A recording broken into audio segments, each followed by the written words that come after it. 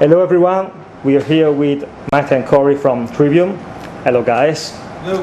I hope you are doing fine, doing interviews here in Italy. And well, before we start talking about your latest album, Vengeance Falls, I would like to show you some photos I've taken of you in the past few years since I started seeing you live here in Italy. And well, if you can tell me anything, the first thing that comes to your mind when you see the photo, hopefully it's fun, but fun memories or the such. So the first photo is this one. So do you recognize this guy? Damn, so I had really, really bad acne. It sucked, having to deal with skin problems on tour because, I never really wanted to meet anyone. I never really wanted to be in magazines because I had such horrible acne.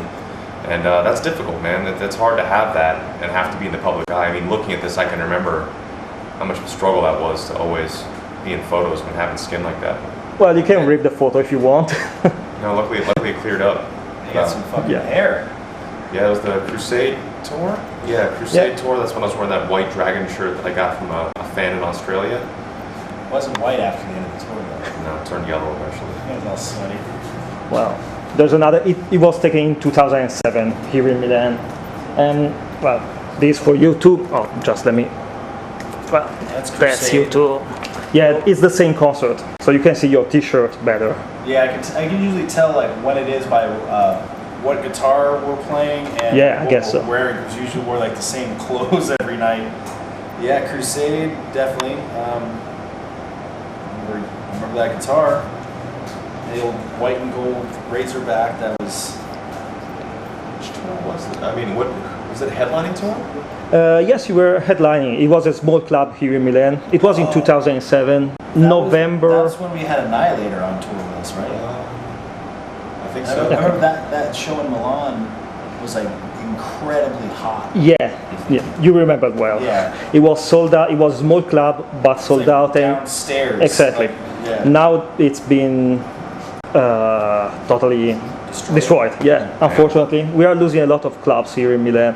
Maybe that wasn't the best club you could play at, but at least it was a live club, and well, that's no more. At the time, that was probably one of the hottest shows we ever played, but obviously now we've trumped it. You do fine.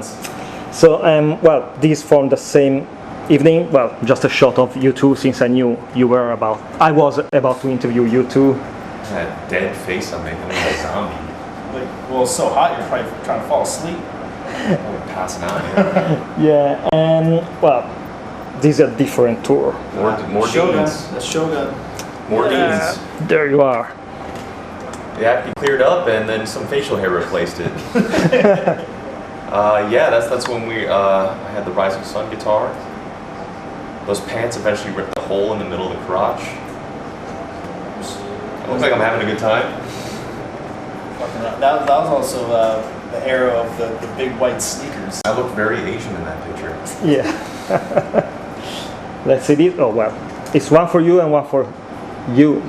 Well, let's see. Yeah. I see a Dean. You're still. We're no longer Dean players, by the way. Oh, sorry about that. No, sorry. No, it's fine. It's fine. Of course, That's it's part of our history. I remember this guitar. Everyone used to call it the Gene Simmons.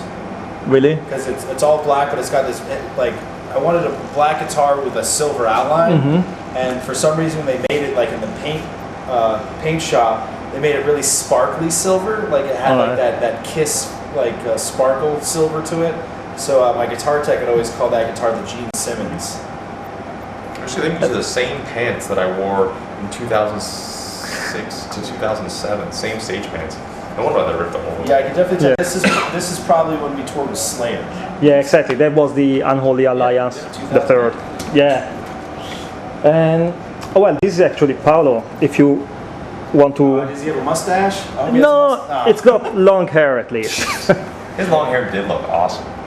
Yeah, that was Paolo's. Look at those happy those girls are. Yeah, well, actually I picked this photo because you can see his face, but we had other photos where when he went into the crowd, he's basically being raped and restrained by around the that time. Paolo he did a lot of running off stage on multiple tours on that album cycle. For some reason, he liked to just he would actually crowd surf at some shows, and then other tours, he would like, we were playing arena, he'd like run out in the crowd and like be like running up the sides of the stairs like into the audience and stuff. He was wild at that point.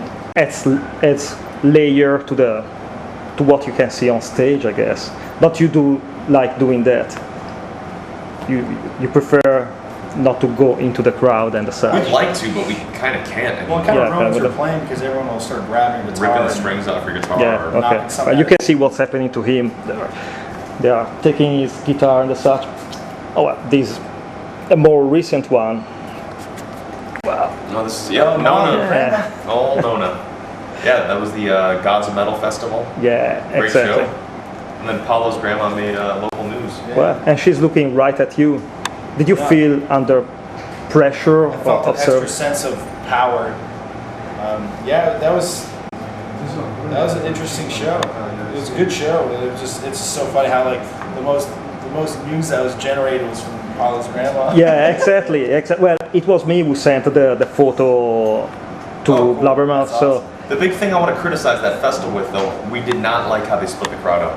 How they did like the cheap ticket people were so far back they couldn't see us, and then they made everyone else pay like 3 times the amount to get close. It's not the way to do a festival, Gods of Metal. You shouldn't do that. You should make it where everyone can be in the same area so the band feels good, the crowd feels good. That felt very like we were isolated from our fans. yeah, I see the point also because it didn't fill up.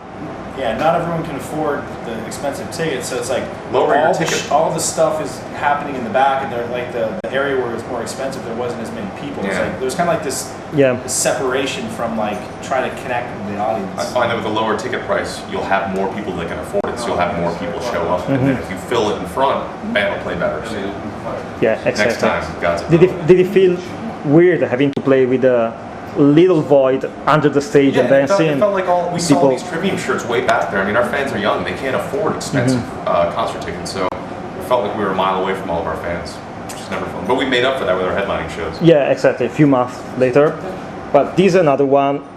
This just if you could pass it on to Paolo as a memory.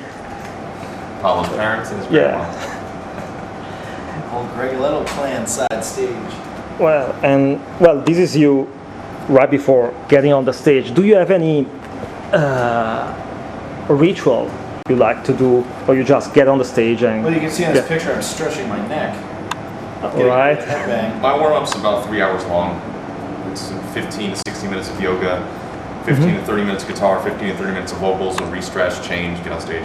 So it's a very, very long process. Yeah, this picture, Nick looked like he's looking over at his drum set and he's like, what the hell's he doing? Looks concerned. Well, I guess this is just a nice photo of you, I guess. Jesus. Nothing else to say. like a crazy ape. Yeah, I make some ugly-ass faces on stage. Well, it does happen. Yep. It shows you are not restraining yourself from the such. Absolutely not. Look like you're trying to poke your eye out. Yeah, and Oh my God. what I did notice on the Gods of Metal and the following headlining tour, well, and this is for you, is that you stopped wearing Trivium t-shirts on stage. We've done it on some, and I mean, you just happen to have a lot of we are. Sometimes we do, sometimes we don't. This time I don't anymore. I've been wearing an Emperor Nightside Eclipse shirt for this tour. It rotates, but yeah, I haven't done it in a while. Corey's wearing a Trivium shirt now on stage. Just because they look so cool. Yeah, they are. The only band I think of that every band member is wearing their own t-shirt. The band t-shirt is Iron Maiden right now, and well, we did that on the Slayer tour years ago. We all wore you've been doing it for a long time. I've always worn Trivium shirts on stage throughout all the years. Yeah, if you check the other photos. I've been doing that since like Ascendancy, and then there was only one moment in time where all three of us wore them Iron Maiden style, and then we were kind of went out of that, and then I'm back to just because the shirt looks so cool, I kind of feel like I have to wear it. All right, this from the headlining tour then. Well, it's just a shot of the crowd getting closer to the stage rather than being blocked off. And do you, the T logos on the stage are pretty cool. Do you spend a lot of time thinking of stage stuff? I mean, yeah, stage props. We have all sorts of ideas, but it's really a matter of what. I mean, when a band gets bigger, they have a bigger budget to be able to build their staging. Nowadays, we've got like small mountains that look like Vengeance Falls cover on stage. So there's always more we want to do. There's always more we envision pyro, and then when it's going to be possible, but that's going to take a couple years to get there. All right, we are almost done. Well, this is another cool shot. I was pretty cool stuff just to show off, and Silk hair? Beard and hair. It took a lot of product to make that hairstyle. Really? Oh yeah, my hair's really poofy. And well, this is the last photo. If it brings any memory of Italy back to you. Italy is amazing, man. Every single time we play here, we meet some of the most devoted fans. We played Trivium, and there was kids camping out 2 days ahead of time for the show.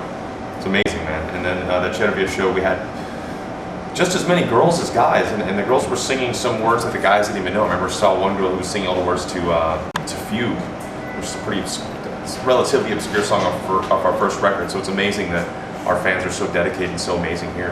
And the thing I love about when we play in Italy is the fact the crowd sings like pretty much all the guitar parts. All right. And it's really cool because we did one of the shows we did was early on for In Waves. We did like this just one-off headlining show.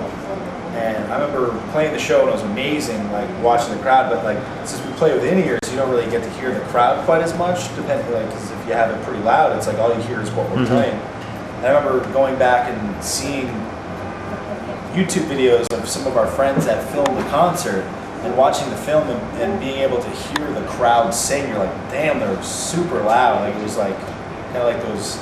It just was always so cool when crowds. There's not many places around the world where the crowd, everyone sings like guitar harmonies or riffs, and that always was cool when we played here with Iron Maiden, hearing everyone singing all the guitar melodies super loud, like it was a vocal part. We're just like, man, that's like one of the coolest things I've ever heard.